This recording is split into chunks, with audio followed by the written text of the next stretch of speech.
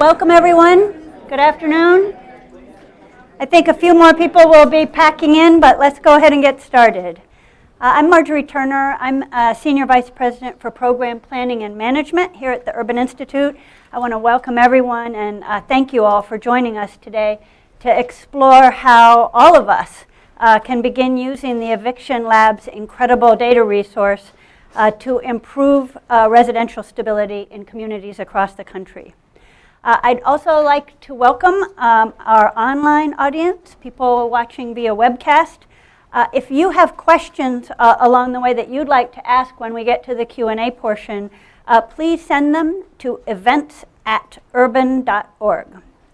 And I encourage everybody who's here in the audience today or online to expand this conversation outward to your social networks by sharing thoughts on social media using hashtag #live@urban.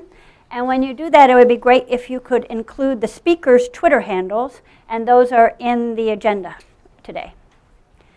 So, across the country, too many families are struggling with financial insecurity. And as urban research has documented, no U.S. county has enough affordable rental housing for its lowest income residents. So this combination of financial insecurity and a shortage of affordable rental housing results in families being evicted at an alarming rate. And we know that eviction can have lasting destabilizing effects for families. Parents suffer at work, kids suffer in school. The combination of residential and financial insecurity really stands in the way of upward mobility for many families, and it's costly for the cities where those families live. So elected officials and community leaders are looking for solutions, and those solutions are going to be a lot stronger if they're grounded in evidence. Here at Urban, we really believe that facts matter. They help us understand and more effectively address the country's most complex economic and social problems. So we partner with policymakers and practitioners on the ground who want to use data to respond to urgent needs like the challenge of housing insecurity and eviction in their communities. And we're really excited about this new data just released by the Eviction Lab because it's going to be an invaluable tool in those efforts. We're really delighted to have Matthew Desmond here with us today. He's had a busy week in the New York Times and on Capitol Hill, but this afternoon he'll be sharing with us this first ever national database on evictions that his lab has just launched. Matt Desmond is a professor in the Department of Sociology at Princeton University and the principal investigator of the Eviction Lab. He's the author of 4 terrific books, including Evicted, Poverty and Profit in the American City, which just won the Pulitzer Prize. I will say on a personal note that over the course of 2016, 3 different people felt that it was critical to give me a copy of that book. Matt is a recipient of the MacArthur Fellowship, and his research agenda broadly focuses on poverty in America, on city life, on housing insecurity, what public policy can do about it, using both rich qualitative ethnographic tools and large-scale big data quantitative analysis, which is an incredibly powerful combination. So we're looking forward to hearing from him and exploring with him the rationale for creating this new data resource, his aspirations for the Eviction Lab going forward, and the contributions these data can make to ongoing research, learning, knowledge building, and evidence-based policy making. So Matt's going to get up in just a second and give us an overview And then we'll be joined by a panel of researchers and practitioners, and we're going to talk a little further about the significance of the eviction challenge and the value of these new data. And the panelists joining us will be Diana Elliott, who's a senior research associate here at the Urban Institute, Carlos Manjarrez, an urban alum, now director of the Office of Data Governance and Analysis for the Legal Services Corporation, and Johanna Shreve, chief tenant advocate for the District of Columbia. So now I'd like to welcome Matt Desmond to share his presentation. And thanks so much for coming today.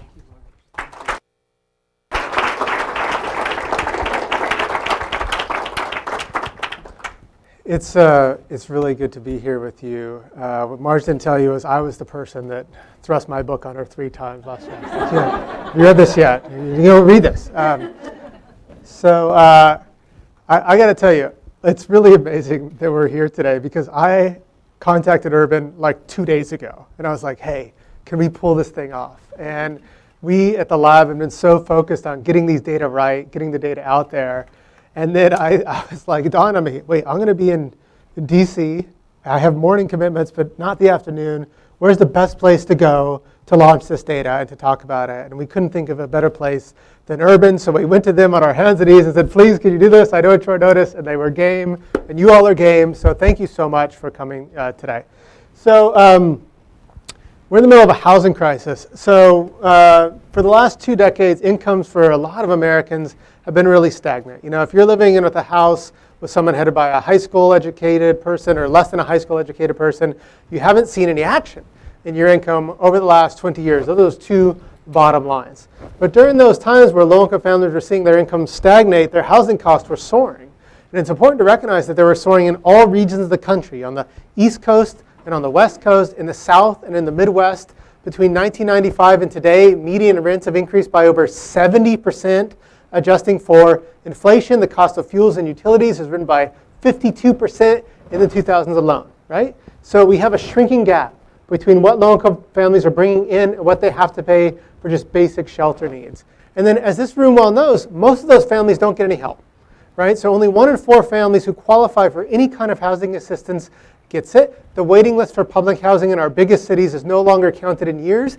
It's counted in decades. So parents of young kids like me, if we applied for public housing today in this city, we would be grandparents by the time our applications came up for review. That's what it is in America today. And that's the 3 ingredients that create our national affordable housing crisis. The percentage of poor renting families spending 30% or less of their income on housing costs, that's that blue line, and that's our standard of affordability. That gives us enough money to save and afford enough transportation, afford enough food. The percentage of our poor renting families hitting that level has decreased over the last 2 decades, but those who are incredibly rent burdened has gone up and up and up to the point that today, most poor renting families are spending at least half of their income on housing costs, and 1 in 4 of those families are spending over 70% of their income just on rent and utilities. Now we're urban, so I know some of y'all data wonkers are like, I don't believe this. And let me tell you, when I crunched these numbers, I didn't believe it either. Okay, these come from the American Housing Survey. Let me tell you who they exclude. They exclude everyone in the American Housing Survey saying, I pay more than 100% of my income on housing costs.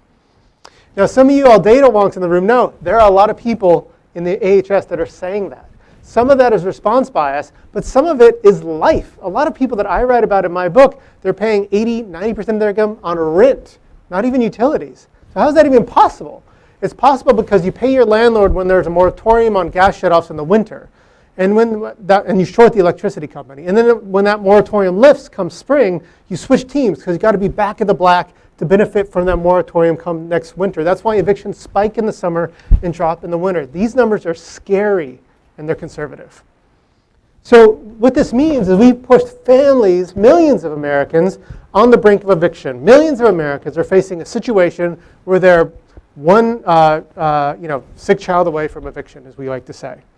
So I started studying this issue in 2008 in Milwaukee. And I moved into a trailer park, and I moved into an inner city rooming house, and I spent years with families getting evicted, with landlords doing the evicting. I collected statistics about eviction in Milwaukee, and I met grandmas that were spending 70% of their SSI check to rent trailers that were run down. I met single moms who were facing eviction and homelessness because their hours got rolled back. I met single dads trying to raise 2 boys in the inner city and paying 80% of your income on rent. And I try to write a book that really kind of chronicles their lives and the human wreckage of the affordable housing crisis.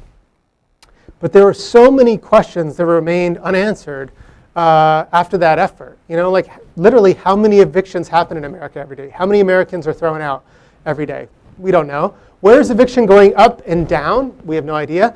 What is this problem doing to our families and our schools and our communities? Which laws work? Which are most effective? We didn't have any answers to these questions because there's not a national database of evictions. Imagine like not knowing how many people in America get cancer every year or how many are incarcerated every year. That's where we are with the eviction crisis. We have no idea how to answer these questions on national scope because the data just didn't exist. So we tried to change that. I founded something at Princeton called the Eviction Lab, and we have managed to collect 83 million eviction records that go back to 2000 and up to 2016. We've partnered with a bunch of states around the country and also 2 companies that collect data by automated and bulk collection, but also by literally sending hundreds of people into civil courts all around the country to collect this information.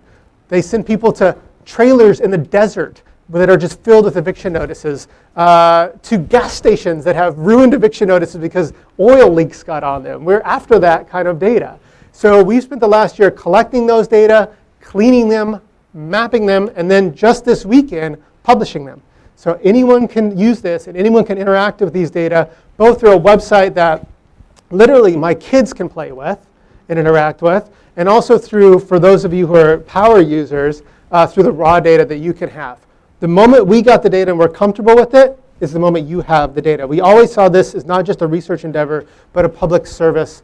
And so you could go to this website, evictionlab.org. You can see all the statistics I'm going to present to you today. All the maps that I'm going to present to you today come directly from that website. You can create your own maps and talk about this problem in your own backyards. Okay, so just a note of glossary note, terminology note before we get started. An eviction is a forced move that happens to a renter caused by a property owner, mostly a landlord. That's different from a foreclosure that happens to homeowners when a bank or a lending institution takes their home away, right? I'm only going to be talking about evictions today, and I'm only going to be talking about formal court-ordered evictions that are processed through civil court. We're not going to be talking about all those evictions that happen that don't hit the court system, like when a landlord illegally locks you out or just buys you out. So what are we learning?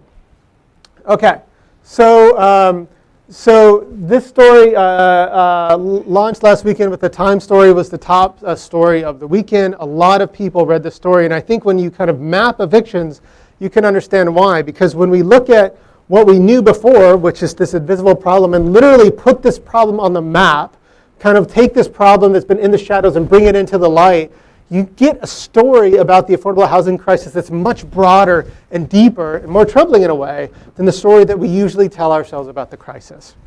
So how big of a problem is this? So in 2016, which is the latest year we have complete data, there were 2.3 million evictions filed in America. So that's 4 evictions filed every single minute in this country. That's equivalent to the number of foreclosure starts in 2009, height of the crisis.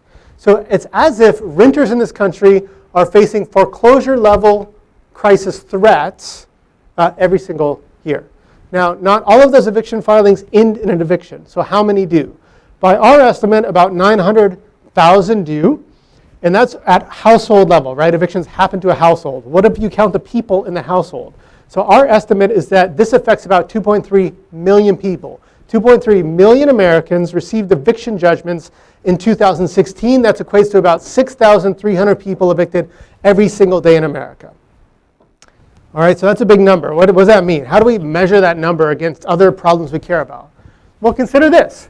The number of people evicted in America every year, that's twice the number of people that die in car accidents every day. It's a big number. It's twice the number of people that get arrested for drug arrests every year. We heard a lot about the opioid crisis last year, and for good reason. That's an incredibly traumatic problem that our country needs to face. There were 63,000 overdose deaths last year. There are 2.3 million people evicted. So that means for every tragic overdose death, there are 36 people put out on the street. This is a giant problem. It's a colossal problem in scope. And the scary thing is, like, this literally isn't the half of it. Like, we don't have every single formal court-ordered eviction in the country, right? We have holes in our data. We would like you to help us fill those holes. So some states, they seal their records, like California. Some states, they're abstract judgments, like New York City. Maryland, it's crazy. It's hard to get good numbers on Maryland. So, you know, we don't have every single formal court-ordered eviction, and we don't have these informal evictions that never hit the courts either. And so this number is scary high, and it's absolutely an undercount. We just don't know by how much. Okay, so whose problem is this? And so one thing you learn that when you look at eviction data is that the housing crisis isn't just a story that's about DC and San Francisco and Seattle and New York City. This is a story that's pervading cities all across the country, including cities where it's pretty cheap to live in. So if you look at cities with high eviction rates, you find that they're in places like Richmond, Virginia, 1 in 9 renter homes evicted in 2016. Tulsa, Oklahoma, 1 in 13. Waterbury, Connecticut, 1 in 16. Albuquerque, 1 in 21 renter homes evicted in 2016.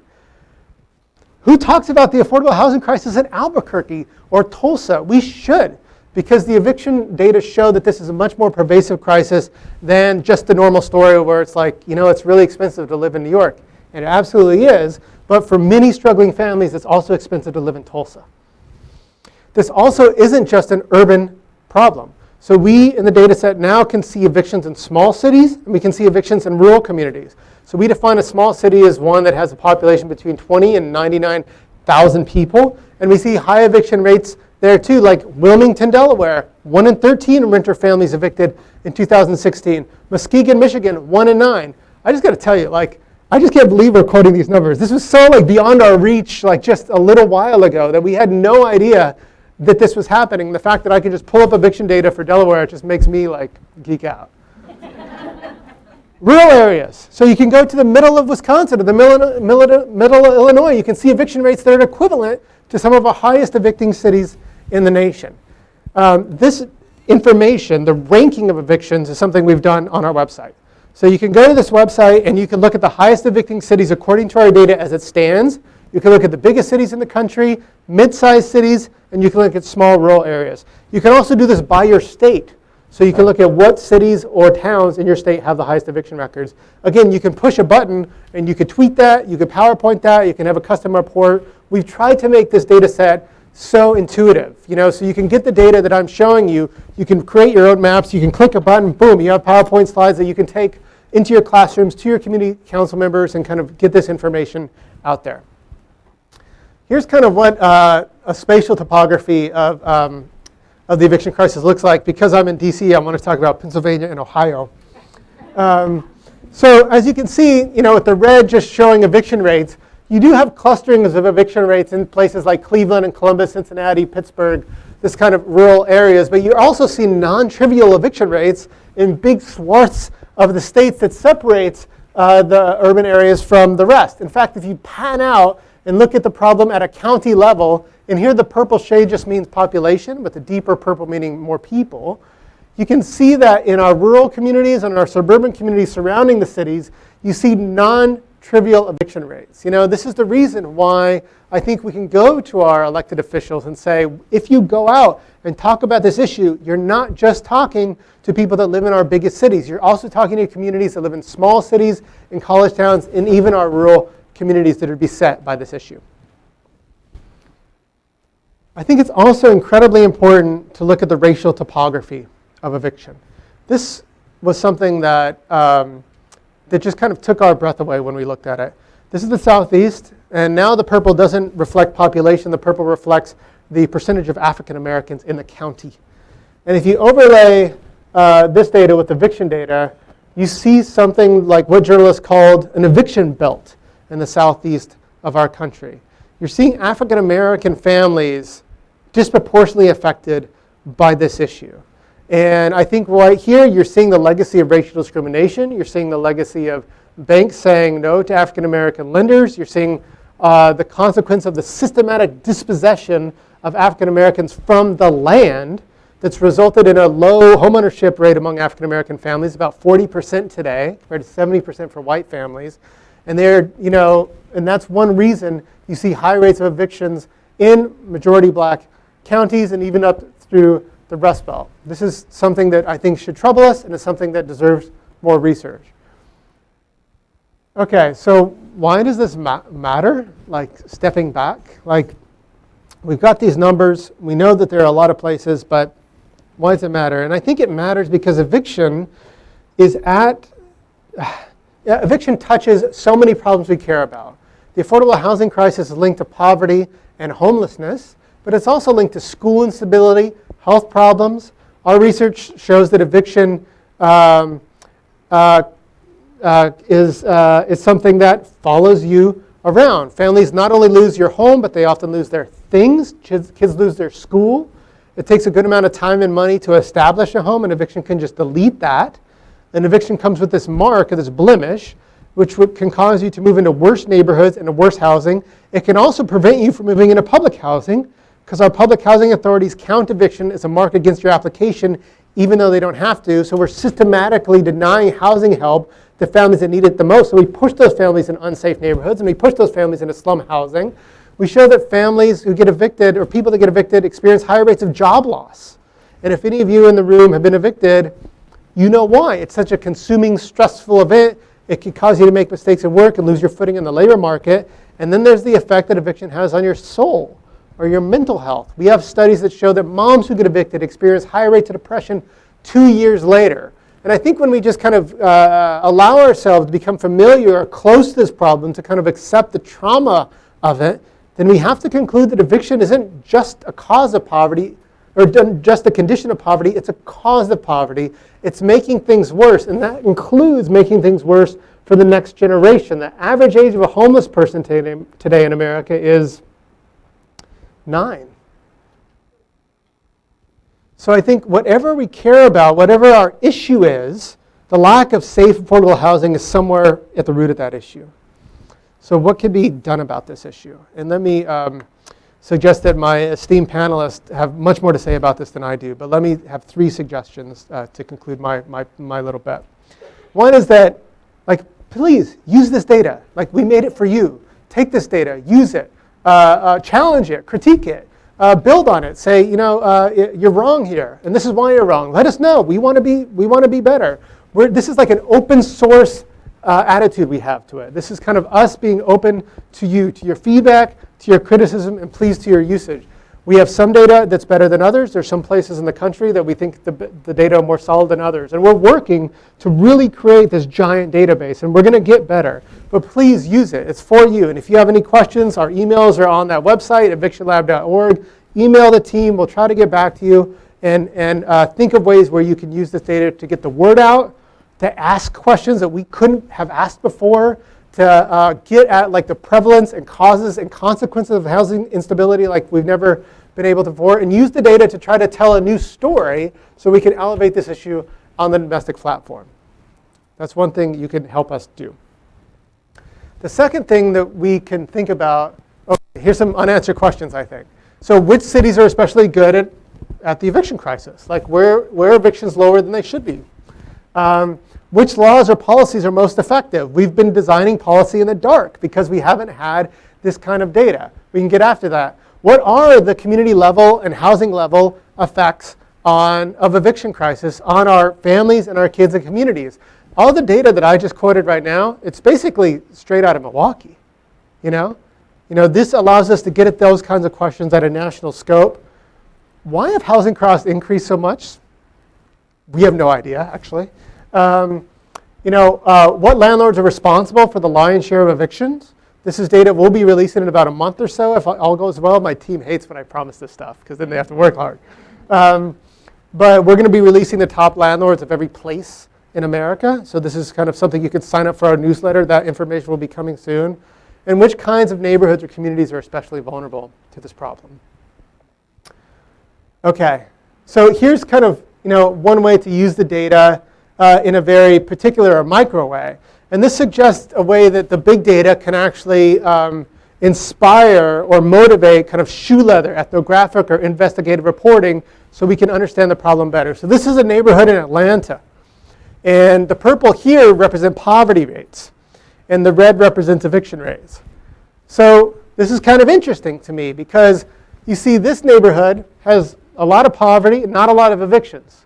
And this neighborhood has a lot of poverty and a lot of evictions. And this neighborhood seems to be a transitioning neighborhood, and it has a lot of evictions. And so, like, what explains this difference or this difference? You know, is it the housing stock? Is it who owns these neighborhoods? Is it the church? No one knows. I don't know. Who knows? So, like, you can kind of take a city you care about, zoom in at the neighborhood level, and this is the lowest level of aggregation we can offer, which is at the block group level, and really try to kind of pick apart this kind of problem in a fine-grained way that we've never been able to do before.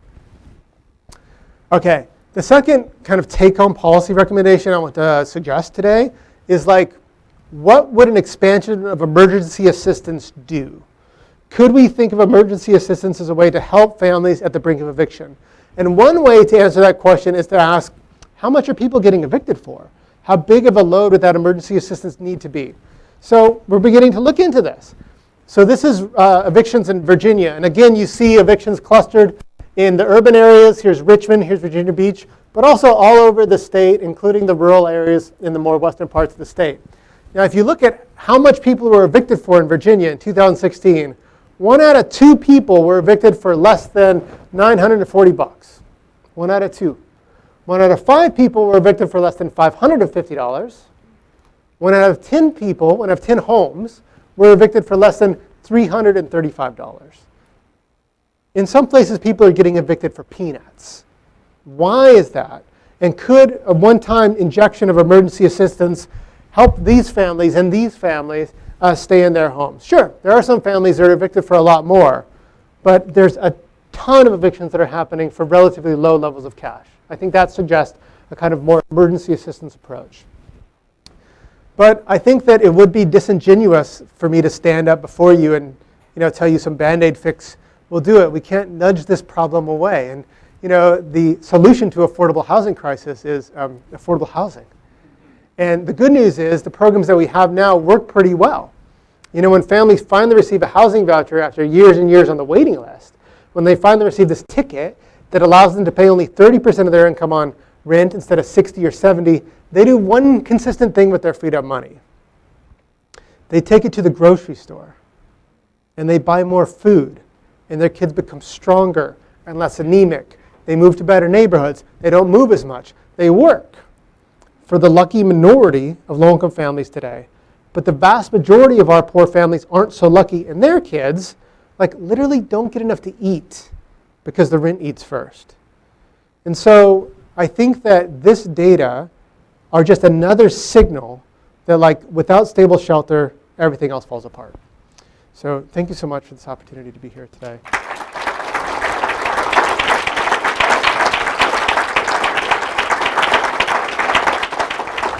Okay, so I think I have, before my amazing, brilliant panelists come up and tear me apart, we have time for a few questions. Sound right? And should I call? Okay. All right, and we have a microphone here.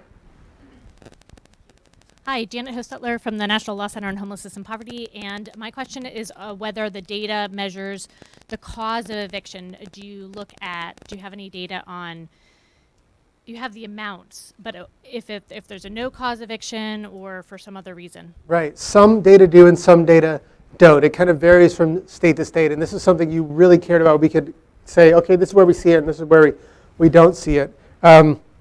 What we do know from surveys of in-housing court that the vast majority of families that are facing eviction are for cause. We haven't known before how much of the cause, right? Is it for thousands of dollars, a few $100s? And that seems to vary dramatically too within states and between states.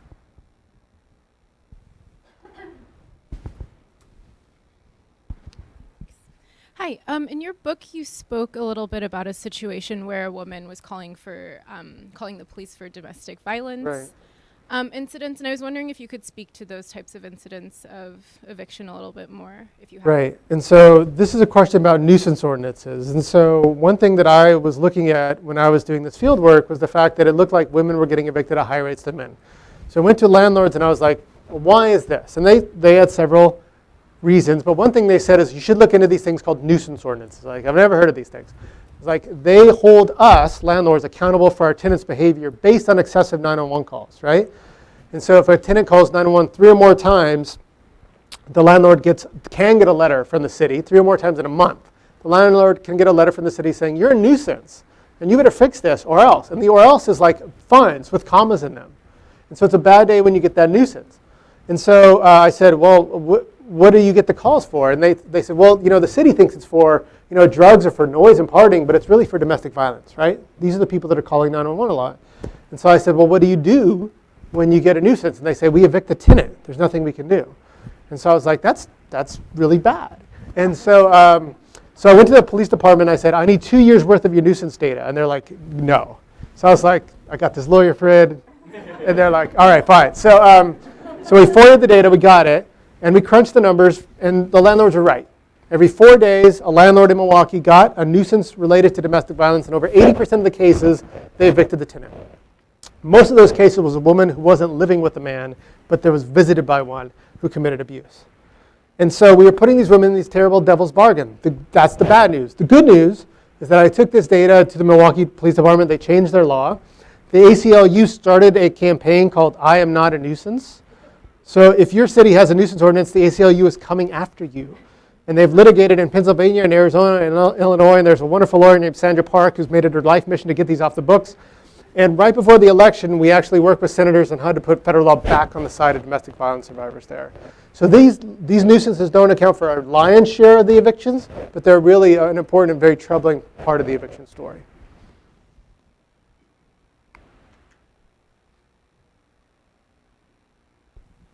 Good afternoon.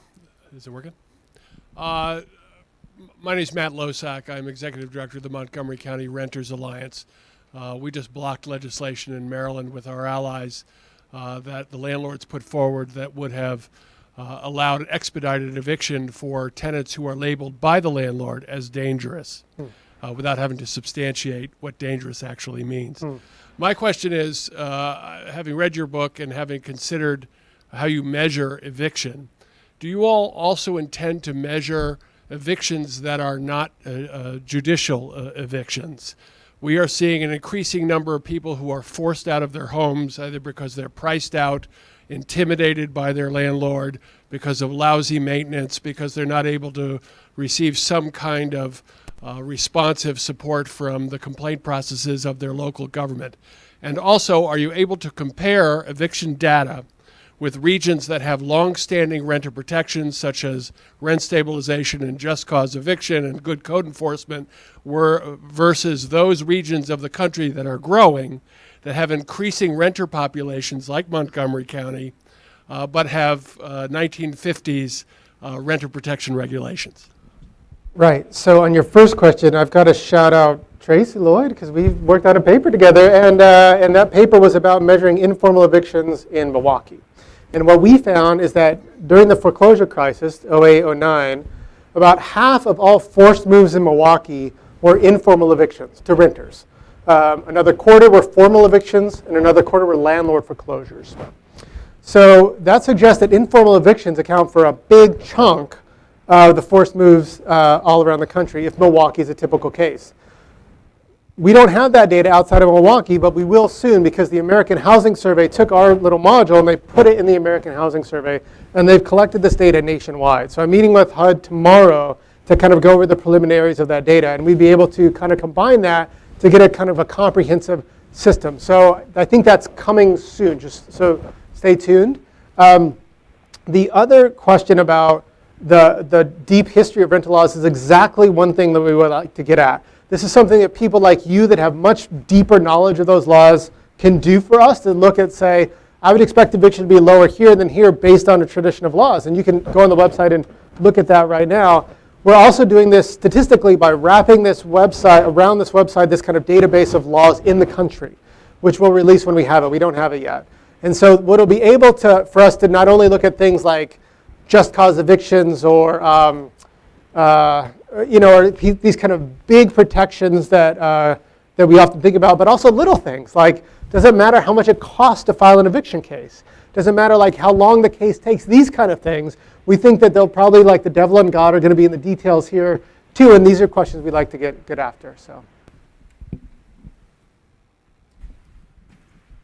Hi, Jennifer Holmes from the NAACP Legal Defense Fund. Does your data capture people who are evicted but don't have sort of traditional landlord-tenant leases, but think they sort of own their home on a land installment contract, a rent-to-own contract, or those sort of fuzzy fake mortgage type transactions? What we think our data contain is the evictions that happen to renters, where the eviction would come from the property owner. So if you're a property owner, that's probably not going to be in our data set. But there are these kind of quasi-rental situations, right, where someone isn't on paper until they get evicted, and then suddenly they are. Those would be in the data, but it would need to be initiated not necessarily by a bank, but by a property owner. She's got a mic. Hi. My name is Lori, and I'm with the National Manufactured Homeowners Association. And I'm interested in evictions from manufactured homes where people own their home, but they don't own the land. Right. So when they're evicted, they don't just lose the place they live in, Right. they lose their home. Right. And is your data able to pull that data out? Right. So we could do this in a couple ways. One, if you had a map of manufacturing home communities around the country, you can send that to us, and then we could overlay the map and kind of get at that. Or if you have specific addresses, you can send those to us, and we do those merges for free, and we could send that data back to you, and we could get after this. This is something that I saw when I was living in a trailer park in Milwaukee, where a lot of the times folks would come into the mobile home park and they would buy a home or even be given the mobile home for free, but then have to pay the lot rent. And then they got evicted. They were free to take their mobile home, but of course, as you know better than I do, that costs a lot of money. And so usually they would just leave it and the landlord would reclaim it as abandoned property. So the question. A community owner is incentivized to evict people because community owner is incentivized to evict people because they acquire the home, which they then resell. That's pretty troubling.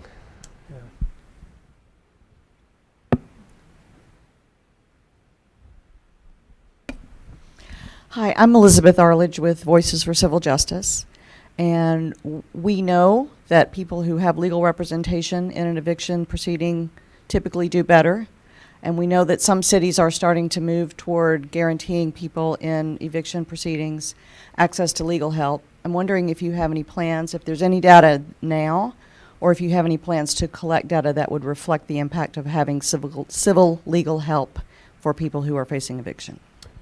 First, I got to say, I just love the right to counsel movement around the country. I testified on behalf of the right to counsel in New York City. I was thrilled when the city passed that. That is a big deal. And so for those in the room who don't know, like if I get arrested for a crime, I have a right to an attorney if I'm indigent. There's no such right that exists for civil court. Civil court is the bulk of our court, right? And so there's no lawyer standing between me and eviction or homelessness if I'm drugged to court. And so that's why most people don't show up to eviction court. In Milwaukee, 70% default, 80% in Baltimore, 90% in Detroit. I have a PhD. I wouldn't show up if I had to face off with a landlord attorney. And so cities like New York and now Newark and Philadelphia and a lot of other cities are saying, let's change that. Let's have an upstream way to address the effect of eviction downstream. And so I think that's a great thing. So some of the data we do know if a tenant was represented or not. We even know who the lawyer was. And so we can do kind of fancy things about that as well. And then we'll be able to look at like what a right to, like we have this great national experiment in New York City where we could say, okay, here's a right to counsel. What big of a difference did it make on the eviction rate 2 years later, 5 years later, and be able to kind of look at those kind of things. And so, but again, like we can't do this. Okay, we're like 8 people. Okay, and there are like a million questions. And so, like if you have a question, our data can help. Please use it and hire grad students to do it, or partner with interns or statisticians. And so I think that there are all these questions that we'd love to get at, but we need to sleep and stuff. Okay, I have time for one more question. You pick. I pick. Okay. Hello, my name is Mark Bailey, and my question is this. Is there any data that you have for what happens to people after they've been evicted? Is there anything showing how much more difficult it is for them to find housing after the fact, or homeless rates, or anything like that? Right. And so when Tracy and I looked into this in Milwaukee, what we found is that families move into much worse housing than they lived in before, much worse neighborhoods than they lived in before. So they're going from poor neighborhoods to even poorer ones, or high crime neighborhoods to neighborhoods with even higher levels of crime. We can also see this in the kind of housing they are living in. They live in much worse housing than they lived in before. That's only Milwaukee data. So what can we do at the national level about that? So one thing that we're doing is kind of linking these data with these kind of address tracking data, so we can kind of look at where people moved from, where they're moving to after their eviction. Does eviction result in not one move, but several? You know, if you get evicted from San Francisco, is that much more disruptive than if you get evicted from Cleveland? Because if you get evicted from San Francisco, there's literally nowhere you can move to. You have to move to Vallejo. If you get evicted from Cleveland, you can find another low-income affordable unit. And so, these are all questions that we have no answers to, and we're trying to build out the data infrastructure. And this is why I stress, if you're interested in this, please sign up for our newsletter, because the thing we released is just the beginning. We're just getting started. And we just wanted to invite you to help us with this, even though we're at a new and early stage. And also, please go to this evictionlab.org website and use the data. So, okay, thank you so much. Where should I go? Okay.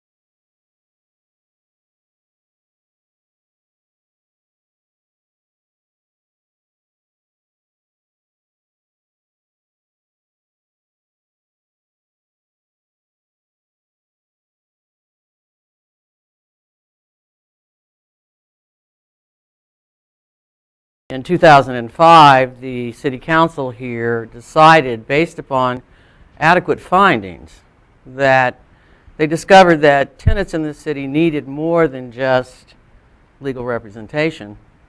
Rather, what they needed was advocacy at the judicial, the legal, and the social level. We, on an average basis, see probably 40 people a day. We have a hotline in which people can call us and talk to us about their problems. And one of the biggest problems that we have recognized in the tenant community is education. They do not know the rules of engagement. And as my staff will tell you, I say all the time, if you don't know the rules, you can't play the game. In America, it is important for people to understand what the rules of the lease are. And in many instances, when you're poor, you may not read as well. You may not have the ability to understand the legal jargon in a lease. You may not understand the financial responsibilities associated with renting. And you sometimes, even if you are subsidized, you forget that you must pay the rent. Families, once they are evicted, it's not only the children of that family, it's their mother and father, it's their grandparents, because the children who have to go outside of what they called home sometimes ending living in on grandma's couch for a short period of time, or having to move from one place to the other. We see this on a regular basis. We also see eviction by neglect of the landlord, in which they will defer maintenance to the degree that it causes you to leave that house, because our Department of Consumer and Regulatory Affairs will come in and deem that house uninhabitable. So there are many, many ways that eviction occur other than just the landlord-tenant render. We see it in the TOPA environment when people are trying to sell properties. We have a rapid response program in which we deal with every type of petition, every type of action that occurs in the city. In 2015, as opposed to the 2016, and I'll finish in a minute, statistics that were cited, there were 32,000 filings of eviction and 11,000 some odd actions. So we are every day working with the legislative body, the social service departments, and others to deal with the emergency assistance programs that we do here have in the city and other kinds of vehicles in order to stymie eviction. Thank you. DC is the combination of some pretty strong tenant protections and your advocacy, but also really high and rising housing costs. So Carlos, in your role with the Legal Services Corporation, what are your thoughts about how this expanded access to data from the courts could affect the work of legal aid offices? Sure. Well, Marge, thanks for the question. Thanks for allowing me to speak. I'm really lucky because I get to work with heroes like Joanna all across the country. And we provide support for civil legal aid, which really covers the gamut. We're talking about domestic violence victims who need civil protection orders. We're talking about folks who, elders, who are being hounded by creditors due to medical debt. And of course, we're talking about folks in housing crisis. And about 30% of the cases closed across the country are housing cases for our grantees. And about half of those are private landlord and tenant cases. So it's a huge problem. But here's the issue, particularly for this group of folks who are working in the field. There's just no information, right? They're working in a vacuum, largely because of the court data is so difficult to access. I mean, here we have an amazing team, and about 12% of your cases came from the courts, right? Only 12%. Think about that. These are court civil actions, but only 12% of the data for this resource comes from the courts. So I'm here to celebrate this incredible resource, but I want to basically raise the issue that court data is locked up. And it means that we don't have the kind of surveillance information, the kind of we have public health surveillance information the medical providers can depend on. We have, information about whether or not people are enrolled in food and nutrition programs, and food service providers can deal with that, but we really don't have information about this kind of crisis. Do you think there's a possibility that now the availability of this data up through 2016 and the public attention it is getting, could that be the impetus with some advocacy for changed policies on the part of courts in more places of making these data more easily available? It's happening. It's not just eviction data, it's happening elsewhere as well. The information's spiky. So, for example, there was a wonderful project in Maryland where an attorney, Matt Studenberg, from Maryland Volunteer Legal Services, who happens to have a lot of computer training, and he was charged with working on expungements. And he noticed that the portal for cases in Maryland was open. And he wrote some PHP script, and he downloaded a ton of information about people who were eligible for expungements. It's basically changed the nature of expungement work in Maryland. And I think that there's a prospect of changing the nature of eviction work across the country if the data is available. Again, we've got to really dig in there and work with Matt and his team, because there's going to be variations at the jurisdiction level. There's going to be comparisons that you make between counties with this data that are really not comparable because of the nature of the eviction process from one county to the next. Okay. And that's where a partnership with legal service organizations really pays off, because who navigates this circuitous process better than local lawyers providing this work on the ground? Terrific. So Diana, your research has looked at financial insecurity from the perspective of families, but also the perspective of the communities in which they live, including eviction. But I think perhaps you could broaden the lens a little bit, how eviction and other kinds of financial insecurity really ripple beyond the family to communities and whole jurisdictions. Yeah, absolutely.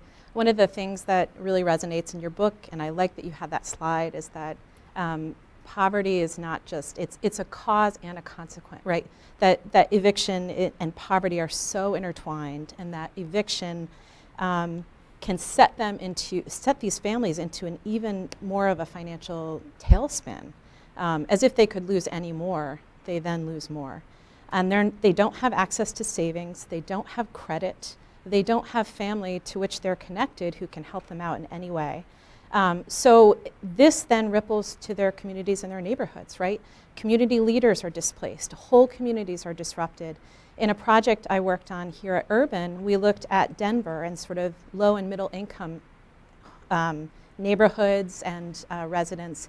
And we found that in one neighborhood in particular, there was so much rapid fire displacement, even among a solidly working class neighborhood, that the first investment that a local charity made after a year of research was to hire a school psychologist, because the kids were in so much distress from the upheaval, losing their friends and also watching their families go through this. So I think what we see then is that it ripples not just from neighborhoods to cities as well. And in other research that I've done, we see that, we were looking at how do we estimate the cost for residents' financial insecurity for city budgets. And what we found is that, and we looked at eviction as an input, what we found is that cities are spending hundreds to tens of thousands of dollars per homeless household in some of these cities. And if you think about the resources, and I love that you have this monetary amount attached to these data, when you look at the resources that cities are spending, they're spending so much money after the fact, when actually it would be a better investment to spend the money earlier in the process and to keep families, neighborhoods, and communities more stable and actually see a better return on their money. Thanks. Matt, you've already, I think, given us a really great picture of your rationale for moving from your Milwaukee work to this national data set. But maybe you could say a little bit more about both your plans for next steps, but also your hopes for what's accomplished with these data. Right. So, I mean, the reason I got started on this is because I went out on book tour, and I'd go to Houston or Baton Rouge or Baltimore, and city leaders in those cities wanted to know, what's our city like? Like, how many people get evicted in my city? Like, how we do it? And I'd be like, I have no idea. No one knows, actually. And so we kind of got this signal from people that really wanted to make a difference, wanted to know more. And I also thought that, the bet that the book taught was if you write about people's lives in their full complexity, you can maybe make a little bit of a difference. And the bet that we're taking with the eviction data is that if you can leverage the power of big data to bring this data into light, there's 1,000 stories that you can tell, and maybe that'll make a little difference too. So my hope is just people use the tool. That they use the tool, that they take their information to their city leaders, they take it to their philanthropists, that they try to integrate it into things that they care about, like healthcare or education or violence reduction or smart spending, and try to understand how housing is implicated in those issues. For so many years, we've neglected housing both at the federal level, just as something as affordable housing as an investment that we've made, but also in the poverty debate itself. Mm-hmm. And we're no longer able to do that and look at poor families with a straight face. And so I just think that our hope is this data gives us another tool in that mission. What we're doing next is napping. We're going to nap. What we're doing next is we're working to fill in the holes in our data. And so the next big blast from us is going to be the top evictors in your cities, and is going to be a new estimate of the national eviction rate. So filling holes in the data sounds like one opportunity for partnership between local, on-the-ground officials and practitioners and your team. And maybe, Joanna, you could start a little. What are your thoughts about how your office might partner with the lab to strengthen the data that's available in ways that made it more useful here, also made it a more reliable part of the national data set? Well, I'm not sure whether this particular comment is going to fashion itself into the data as it has been defined and designed. But one of the things we have been talking about is looking at the demographics of the city and working with our educational institutions to, first of all, identify where are all the renters at. Mm-hmm. One of the things that concerns me about the issue of eviction goes back to my history. I've managed public housing. I've done a lot of the different things. And interfacing with the everyday person, I recognize that there are some things that on the front end, I believe the society should begin to look at as they talk about educational plans. It is my belief that children should be educated early about housing. I believe that young people who are at the junior and senior level of high school should be educated about moving not only through the college process, but also what happens when I am able to live on my own. We see and we work with universities in the District of Columbia. We work with the embassies in the District of Columbia. But I believe that wholesalely, when we talk about poverty, particularly in the District of Columbia, one of the things that is clear is that young people, and particularly young people and poor people, need to be given that assistance to understand how our society really works. And the formula addresses ensuring that they do understand the engagement of how you live in a society, as well as how do we deal with the landlord questions. Our office litigates. We protect the rights of tenants. Our office educates, and I think that's part of the problem. It doesn't solve the whole problem. It doesn't solve affordability in the greater sense. It doesn't put people in high-paying jobs. But what it can do is to give people a better grounding from which to protect and defend their own interests. Because sometimes you're evicted because you don't know any better.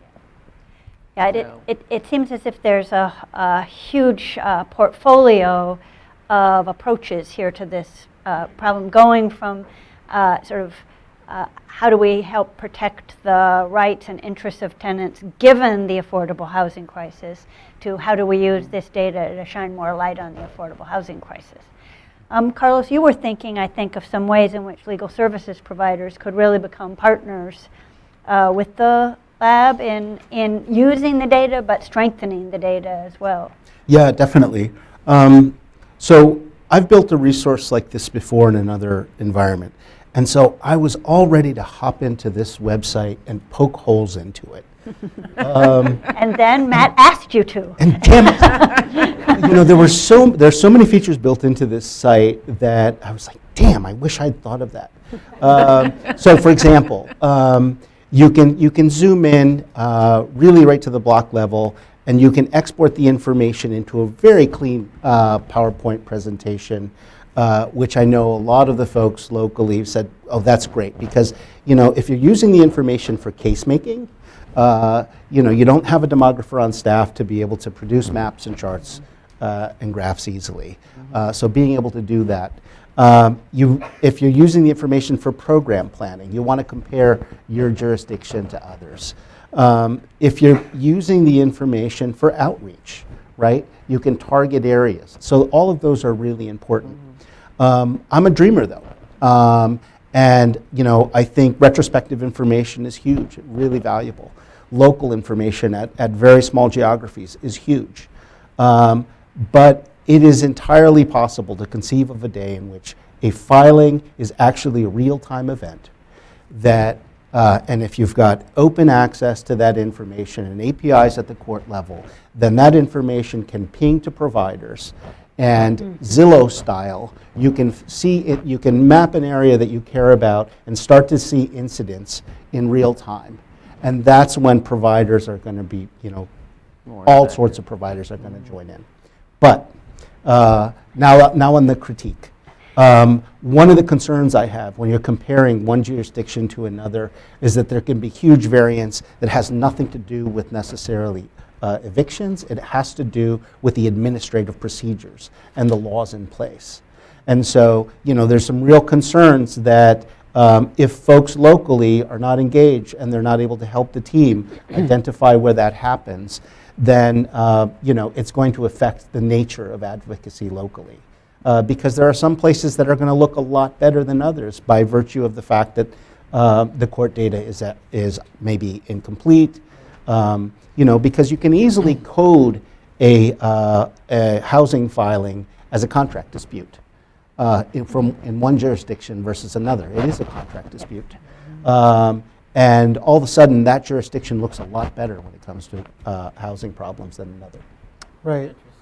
Right. And so I just want to say two things. One, when you're thinking about when to release this, social scientists like me, we care a lot about peer review, right? But it occurred to us the people that were reviewing us actually aren't the real experts. You're the real experts, And so we needed this peer reviewed by the whole community, so we can listen to that and say, okay, how can we adjust the numbers based on this deep kind of local knowledge? So I think that's exactly kind of this kind of criticism we'd like to hear. When you use the map, do us a favor and just start at the state level. Because when you click on the state, there'll be a flag that comes up that says, and I know these flags aren't complete, but they'll say something like, hey, these are too low, and if you click here, you can find out why. Or the data aren't complete, because you're right, California seals its cases. New York has abstract cases. Maryland's a hot mess. Kentucky will run you out of court with a shotgun if you try to get there. There are things like that that affect the numbers. And so we do our best to flag and say, hey, before you tweet this, just take a look. And so if there's other flags we should put in, let us know, and we will. Yeah. So I think one of the issues that raises is it's always exciting and compelling to rank places.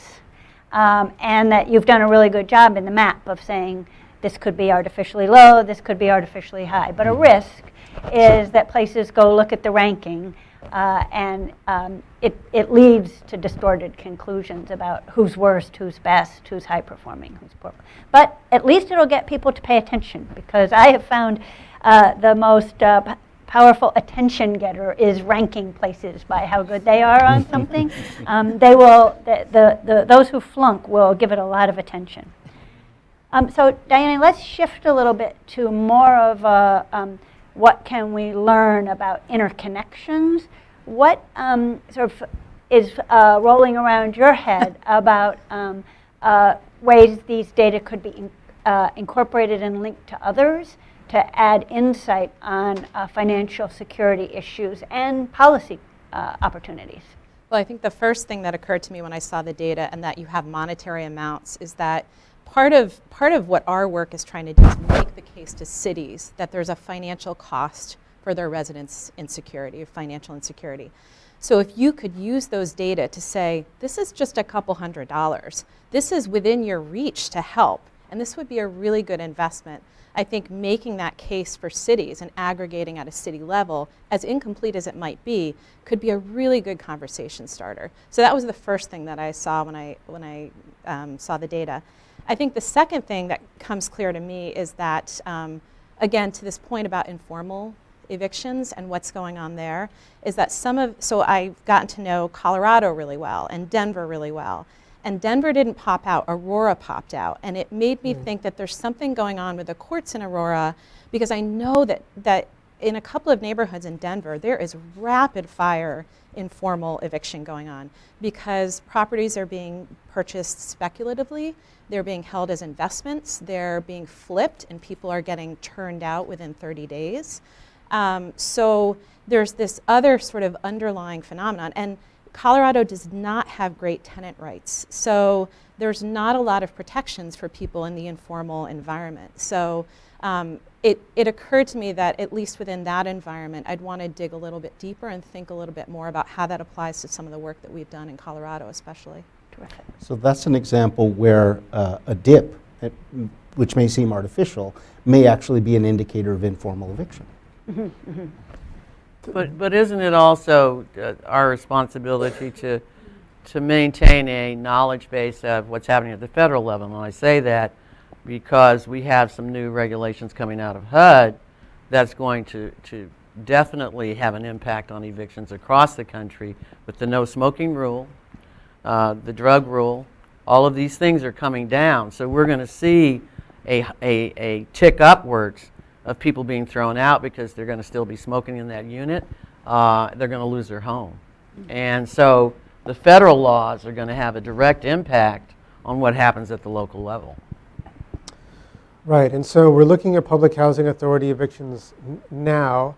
The percentage of evictions public housing authorities commit varies widely from city to city. Mm-hmm. And so in Boston, there's a lot of evictions that the PHA does.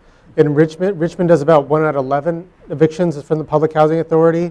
In 10% of those cases, it's for less than $100. Mm-hmm. And so I think this is one kind of cut at the data that we should take a look at from a federal policy standpoint. Well, I think we have a big crowd of knowledgeable and interested people, and we should open it up to their questions and comments. And I think a mic is going around. And if you could say your name and organization, that would be terrific. Okay. And some are going to come from the webcast audience as well, right? Okay, great. Go ahead. Thank you, Matt Losak again, Renters Alliance. So many questions, so many concerns, so little time. I just wanted to quickly address something that Carlos had said. There is a company called CoreLogic that operates in Maryland. At least. And what they do is they go into each court and they photocopy all of the physical records of people who are brought in for non-payment of rent or eviction, and they put it into a large database for landlords so that when they're screening tenants for future residents, they could see what kind of score you get or whether you've ever been evicted before or whether or not that eviction has been successful or not. And it's used to block renters from pursuing a new home. I have a concern that is increasingly raised in the communities that we deal with, and that is the idea that there seems to be a lack of consensus as to what we mean by affordable housing. We hear the discussion over and over again, and I understand it, that a good deal of the discussion has to do with the poor and working poor and workforce housing. But when I deal with folks across the economic spectrum, and there are people on the wealthier sides who are concerned about their stability and have options, and one can only extrapolate what that means for people who don't have options. So if you all could address the idea of what we mean by affordable housing holistically, and then finally for the Urban Institute, we've heard conflicting studies on whether or not rent stabilization is an effective policy or not. Could you comment? So I'll just say briefly that I was in another conversation this week in which people commented on the ambiguity of the term affordable housing. Because technically, the way we talk about the standard we use, you spend less than 30% of your income for your housing costs. That means the level of rent or house price that's affordable for you depends on your income. So there are issues of affordability all up and down the income distribution. I think very often people use the word affordable housing sometimes as a code word for subsidized housing and sometimes as a code word for housing that is affordable for very low income people. So we've just got a mushy language in this. And I'm gonna take the risk of the answer on rent control because I think I did the Urban Institute's last empirical study of the district's rent control program in the 80s when I was much younger.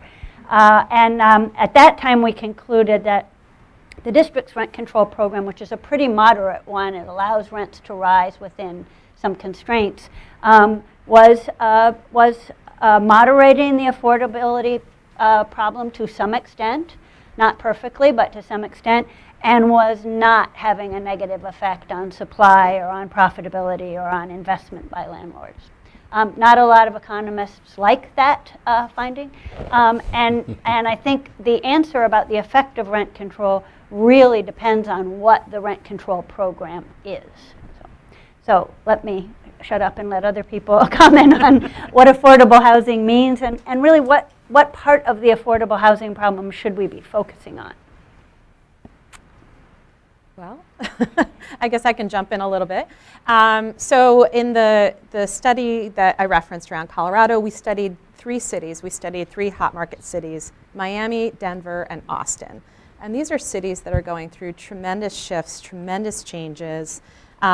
So affordability for a family there, I mean, was rapidly changing. If you look only at renter cost burden, right, it was changing at astronomical rates year after year after year.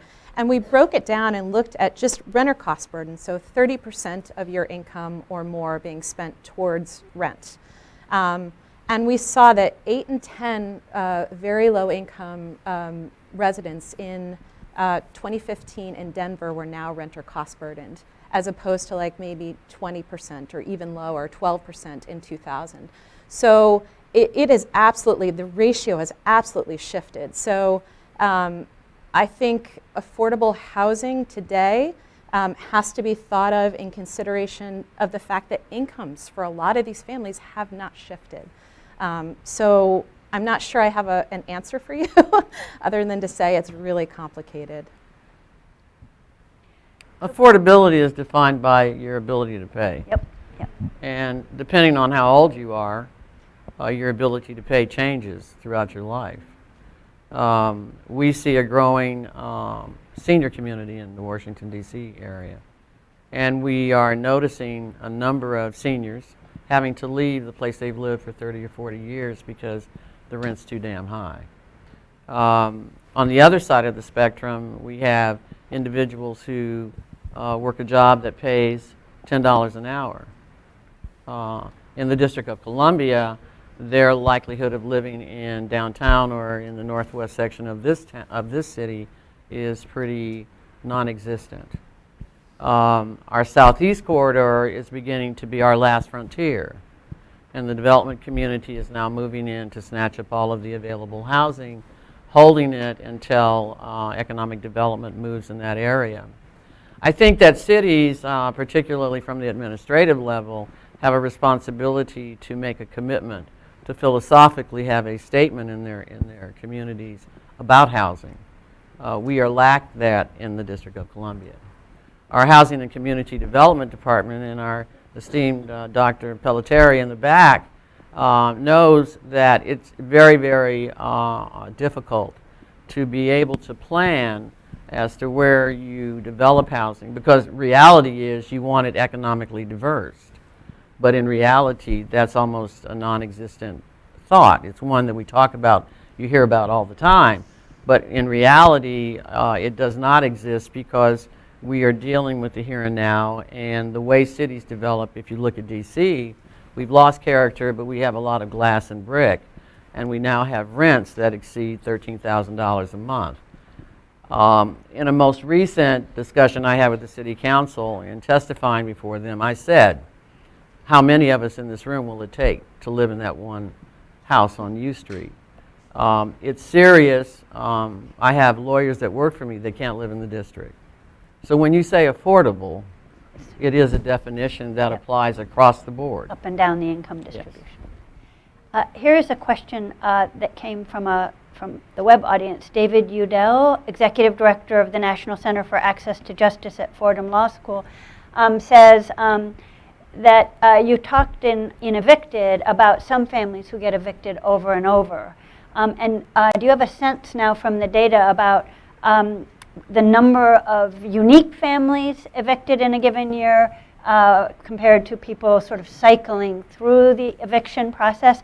And if that repeat number is substantial, sort of what would we think are the implications for policy? Right. And so we have a technique that we're going to use to kind of get at that. We haven't employed yet. What we have been able to do is look at something that we call serial cases. And we saw this in South Carolina first, but it's everywhere in the country. And it's like, you'd see the same name from the same address evicted in January, and then February, and then March, and you were like, what's going on? And so we did what we always do when we find something we're confused about. We got on the phone, we talked to clerks and legal aid providers in those areas and said, this is what we're seeing, does this look right to you? And they said yes, and this is what happens. Landlords use the courts as debt collection services. They are bringing families to the court again and again and again to extract more rent and tack late fees onto their debt. And so we've been able to adjust the numbers based on those for nerdy ways that we explain in our methodological report if you want to get it down. But that's one thing that we've been able to do. If you adjust for like actual families that get evicted, twice or three times over a year, you will see an adjustment in the overall number, but not a huge adjustment, we don't think. But this is one of the next steps that we know exist, and we're on it. Because it seems like the policy solutions for those small dollar one-time evictions, different. Right. You can imagine one argument for larger dollar amounts, but then for the person who has some amount and it happens again next year, thinking through what's the right policy solution seems really sensitive to that. Right. Please, Carlos. No, I didn't. No, I'm affirming what you said, Mark. No, I mean maybe some metaphor, something like the ER or something, where some people come in and they can be treated that day, and it's more of a triage, and some people need a deeper.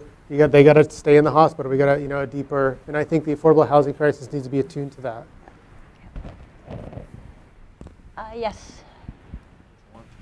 Terrific. Right.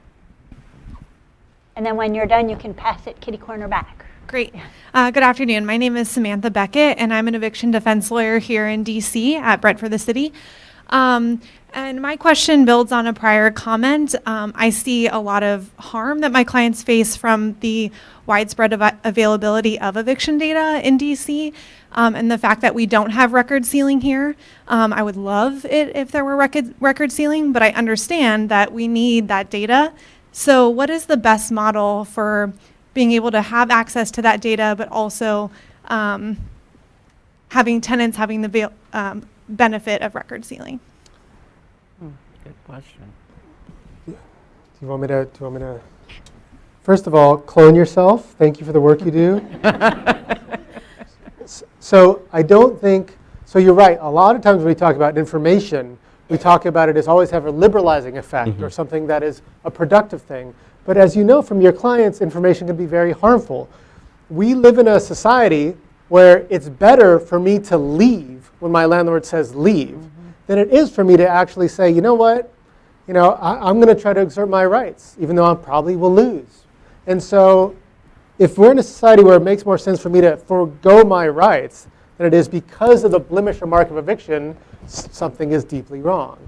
I don't think we need to, I hope we don't need to choose between access to information that could be harmful to tenants and access to information for research organizations like mine, where we can kind of take that information, really understand the problem deeply, but of course not release names and have really strong protection for how to keep the individual level data private and concealed.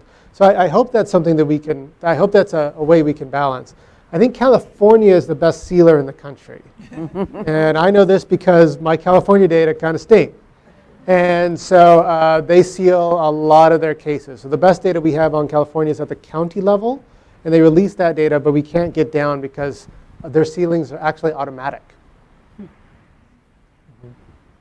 There was another question right there. So I'm Lynn Rogers from PD&R HUD. I just have a quick question. You referenced eviction data from PHAs, and I'm wondering what the source of those data are. It's the source of all of our eviction data. It's the same. So when the PHAs hit, when they file an eviction court, that registers, and we know it's a PHA because we run this fancy computer file that says find these PHAs. And that data is in your system now? That's in my system now. Yep. Is our PHA data identified as PHA data? We'll be releasing the top evictors in every city in some time. And when we do, if the PHAs are on the top, they will be listed. Okay, right in red there, yeah. Thanks. Hi, I'm Kate Stewart, the mayor of Tacoma Park, which is in Montgomery County in Maryland. You've mentioned twice that Maryland stinks, or however you put it. From a data perspective. Yeah, no, that was fine. And I did get on the website sitting here, and we noticed, there's not much data in Maryland and none for Montgomery County. Is there something from, as an elected official, that we can do to facilitate you receiving more data? How about that? Be still my heart. So Maryland is literally the weirdest state in the union when it comes to eviction records. If you look at eviction filing rates in Maryland, it looks like the apocalypse has hit. And if you look at eviction rates, it looks like no one gets evicted. Why? So our understanding, and this goes to the administrative setup of Maryland, is that literally almost everywhere else, when an eviction happens, the landlord writes an eviction notice, which can be on a napkin or a piece of paper, and says, you have 5 days to pay or quit, And that's not registered in the system. That's the start. And then if the 5 days pass, then there's a summons and complaint. That's an eviction filing. That dings. Our understanding is that in Maryland, that 5-day pay or quit is actually registered in the system. That starts it. So in a way, there's so many eviction filings in Maryland because it means something different than it means everywhere else in the country. So that's just how it is, and there's nothing that we can do about that. But from a eviction rate standpoint, I think anything you could do to help us collect eviction numbers through the county clerks, which have those numbers, would be really important. We learned that getting eviction data in Maryland often is like a paper trail thing, and so I think that if you ask someone in your district, your city, can you get this lab eviction data? We will happily clean it for you. We'll give you a report, and then we will keep your data, so everyone can see it. But that's my read of Maryland at the moment. Just another example of the jurisdiction issue. Right. An appeal for an eviction in Maryland pops up from the district court to the circuit court. So you've got information that just jumps court levels as well, and so which complicates the paper trail. So we've gotten another web question, and in fact, it's a two-part question. The first part is really highlighting the fact that the eviction rates look particularly high in cities in Virginia, which contrasts with eviction levels in cities in surrounding states.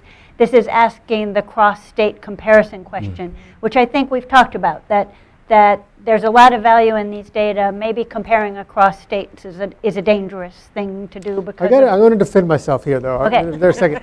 We have a lot of different data sources. And in fact, if you geek out on this website, you'll realize that we haven't released we haven't released one data source, we've released two. But the thing on the map is from a single data source. And we've worked really hard to calibrate the data across states. So although we're not perfect, we worked as hard as we can to get at that level. Right. So you would see Virginia as high compared to surrounding states as a pretty solid when finding? the New York Times story about Richmond hit, I received an email from the mayor of Richmond that says, can we please talk? This is concerning to me, but it's not surprising. And I was like, wow, it's surprising to me. You know, so I think if we have a mayor saying, this looks about right to me, it makes me feel terrible about the world, but more confident about the data. So I'm actually interested in the many people in this room who are clearly hands-on working with tenants facing eviction. Do these numbers surprise you? Well, in our city, we were surprised at the low number for it's it was very low. My question to you about that: did you talk to the marshal's office? No, DC we have decent county level or district level data. We just can't get at that fine level of aggregation. Because they're the ones that actually carry out the evictions. Yeah. The writs, yeah, okay. And they don't seem to have a systematic means by which to provide us with the data, because we've talked to them before. We also talked to the court about it, and as I suggested before we came on, it would be great in our area if the chief judge for the district were approached to talk with him about this project, because I think the court is willing. They've begun to do annual reports on the number of filings and the number of actual evictions, and I think that's something that we're very much interested in. So it might be a way for us to pump them up a little bit to actually be more forthcoming. Right. A couple follow-on to that. So in Baltimore, the estimates from the Baltimore Sun, investigative report last year, which drew on the Marshall's evictions rate, those estimates are way higher. Yeah. Why do you have any ideas why that would be? So it's the cleaning process, I think. So when you clean the data, you kick out a lot of duplicates, you kick out a lot of serial cases, and that affects the numbers. To give you a sense of how big of a difference it can make, in Richmond, when we first got the data, before we cleaned it, it was reporting like a rate that's more than double than what we report. So we've done our best to try to make the number as conservative as possible through the cleaning process. And by conservative, as accurate as possible. Sure. There was a question over here. Hey Matt, Brian McCabe, sociologist at Georgetown. I want to ask two data questions. So one kind of about the data you have, and then two about the data that you might have in the future. So the data that you have question is about why it is that the bulk of your data comes from two companies and sort of what they're doing to collect that data, and if we should be thinking about data differences and the quality of data from those companies. What's different about that from the records that you actually collected from states or counties? And then second, you may not be, this may be a very unfair question given how much work has already gone into this data, but it sounds like one of the really exciting things is that right, if jurisdictions are able to use this data and craft policy, then going forward, right, we can do comparisons and looking at the impact of that policy. That obviously would require, right, sort of annual or some future collections of data to be able to compare, right, before or after across places that have interventions. And so I'm interested in sort of knowing if that's part of the plan moving forward to continue to update this annually or a certain frequency. Yeah, no, that's totally. I was on the Hill this morning and someone was like, "Can you match this to car repo data?" And I was like, "I got 83 million evictions right here, like repo data." So yes, so like we're gonna. This is just the beginning. So we worked out situations where we're gonna have this updated. We're gonna keep filling in the data. We're gonna keep going forward. We're gonna get. I think we have quarterly data dumps. We're going to come in to kind of get that in there. I love the idea of the real time. What if this thing could be like alive and in real time? We have the technology to do that. That's right. And so that was even beyond my imagination. It was a beautiful thought. So that's true. The data. So I'm sorry to kick you to the methodology report, but I'm going to kick you there. So like the data on the map come from one source, and it comes from one source with a few sources added in. And just from nerd to nerd, it's punished. We penalize the data to try to calibrate it so it kind of is apples to apples comparisons. So although it does come from two companies, we basically use kind of one giant data set and then we kind of fill in holes with other kind of support systems, and we use where they overlap, we use those to validate the numbers and kind of see how well we're doing. Go ahead. I'd just be remiss to say that, again, we're seeing a situation where private companies have come in and have built a business model where, quite frankly, courts really could be producing this information. And so that's part of the question. That's part of the answer right there as well. But the idea, the question about using this data to evaluate and assess policy going forward links to the second part of this question from Sam at the Federal Reserve Bank of Richmond. How do eviction rates, can we tell yet, I don't know if you've done this analysis, how eviction rates today compare perhaps to pre-recession levels? And is there a way to, there could be some really interesting analysis sort of rolling through the boom and bust and recovery?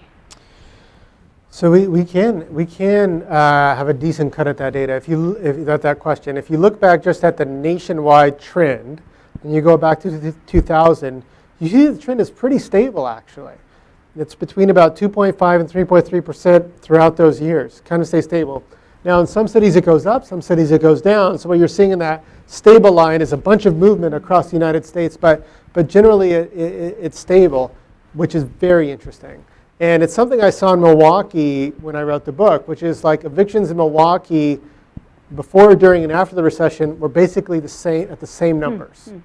And it suggests that for so many families facing eviction, so many families caught up in the affordable housing struggle, it's like a lifetime of crisis, right? I mean, what a lot of Americans experienced in 2008 or 9 or what families are experiencing in 2000, 2001, 2016. Yeah. And you know. And that helps explain why it's as big a problem in kind of low-cost places as high-cost places. It's a mismatch between what people earn and what it costs to deliver housing. Yeah. Can we take a couple more questions? Okay, I see 2 right back on this side. Hi, Victoria with Enterprise Community Partners. I was curious, Matt, if you would mind talking about, I think initially when your book came out, you had advocated pretty strongly for universal subsidy as a potential policy solution. And so I'd love to hear about how you've taken a look from Milwaukee to the national level, how you're thinking about both the ideal and the feasible policy interventions has evolved over time. Right, so the book basically comes down for this call for a drastic expansion of housing choice vouchers or universal voucher program. It's something that I still believe in deeply. I think that, and I rewrote the conclusion of my book like several times. There's an entire conclusion about rent stabilization from my book that's never published, and one about public housing that's never published. But I kept coming back to the problem of scale. And like whatever we do, we have to have that unlucky majority in mind, that 74% of poor renting families that get nada. And that's who we need to serve. And I thought that delivering that affordable housing through a voucher program was the most cost-effective and efficient way to do that. I think everything has to be on the table, though. I really do. And I think that in some cities they need to build. In some cities there's a supply constraint. In many cities there's not. I think we should consider programs that often are consigned to the dustbin of history, including rent stabilization. Whatever we need to do, I think we have to just recognize that we're bleeding out.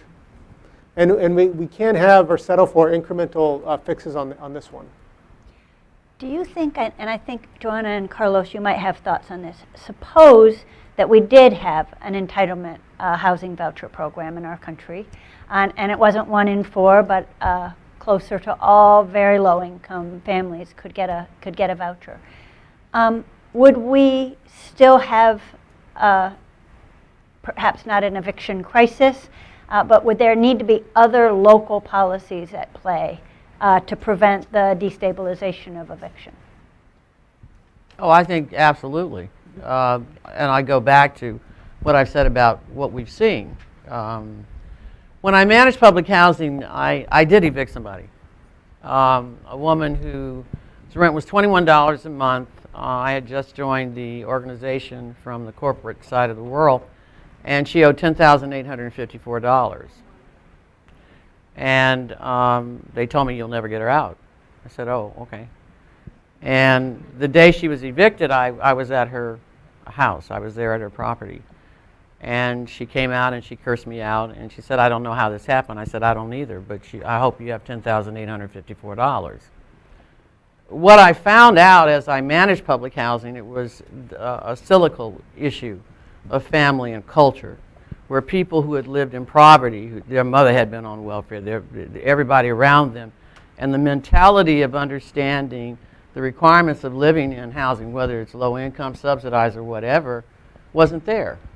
I believe that even if you have a universal program, there will be people who get evicted, because the issue of paying rent has not been, we haven't educated the masses of people to understand the responsibility you have, and particularly when children are involved.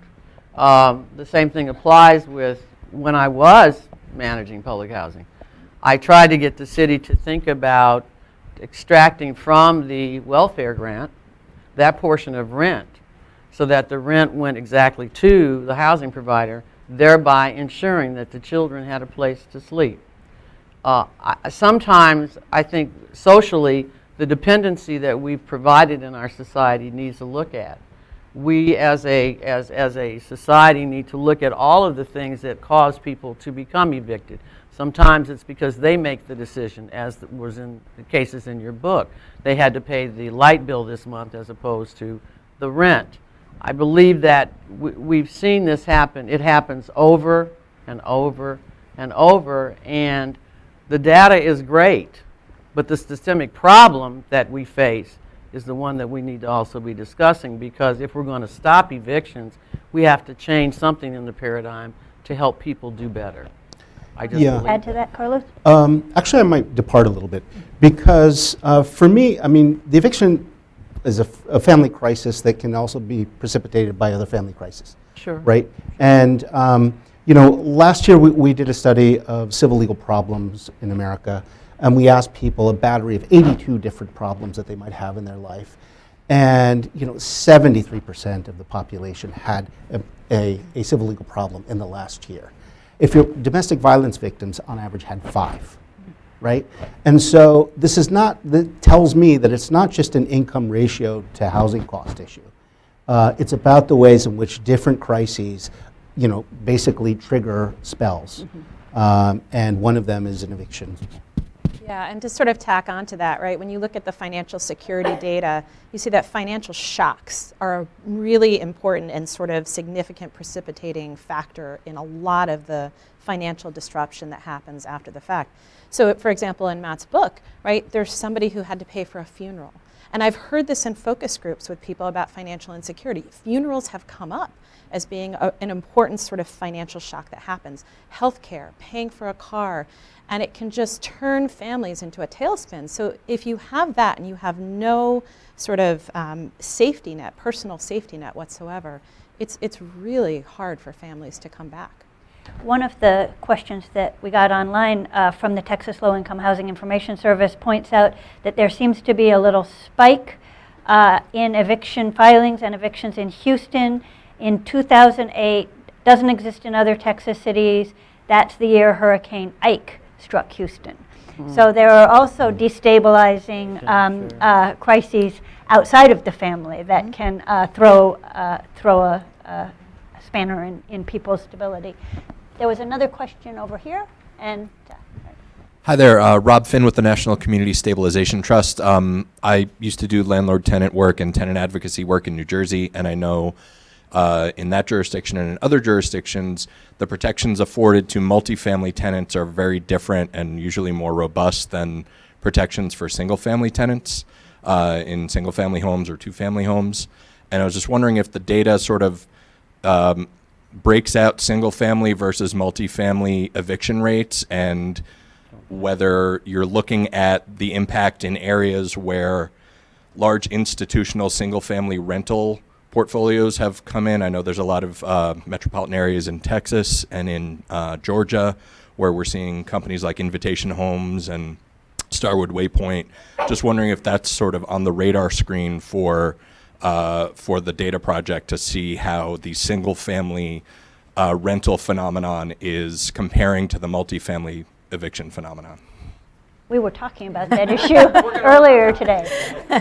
Elena, do you? We're really interested in that too. Yeah.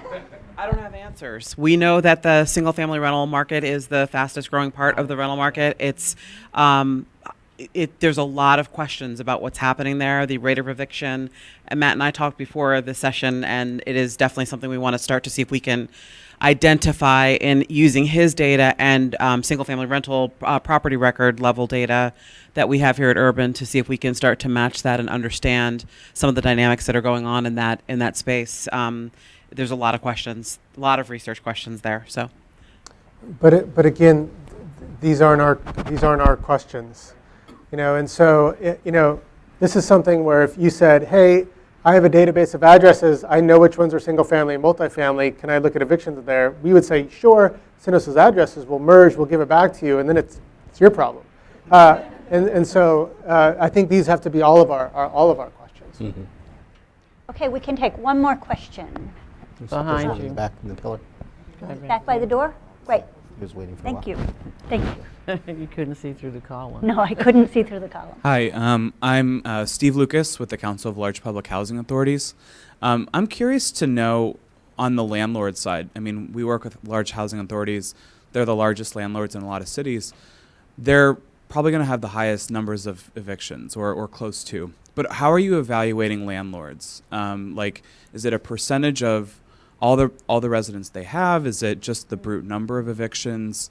What kind of goes into those metrics, and how are you going to sort of evaluate that and analyze? It's a very difficult question, actually, because as you know, many landlords, one person can have 10 LLCs for 10 different properties. And so getting through this kind of levels of shielding and limited liability kind of companies, it's really a challenge. And we have some ways we'd like to go about that and do that. I think, the landlord question is a huge question that we need to dig into a bit more. What makes a landlord decide to evict you but not you, even though you owe the same amount of money? What is it about our imagination that suggests that if someone falls behind $5,000 or $500, they should be literally thrown in the street? Often when I'm on NPR call-in shows, like a caller will say, well, what do you expect? What can a landlord do besides evict a tenant when they fall behind? And the answer is literally hundreds of things other than that. And I think that's one thing that we should think about. And often I think about the eviction crisis something like akin to incarceration. In some situations, eviction makes sense. And in some situations, we probably do want someone to be removed from society. We just don't need so much of it. And so I think that's how I think about it anyways. I think we're going to end on that note. I want to thank everyone for coming and for the terrific conversation, but I also, again, want to really thank Matt for producing the first stage in a resource that's clearly going to be incredibly powerful for knowledge building and for action on the ground. And this is a new way of doing it, and I think it's really exciting. And thanks also to the whole panel. Thanks so much for this conversation. It's really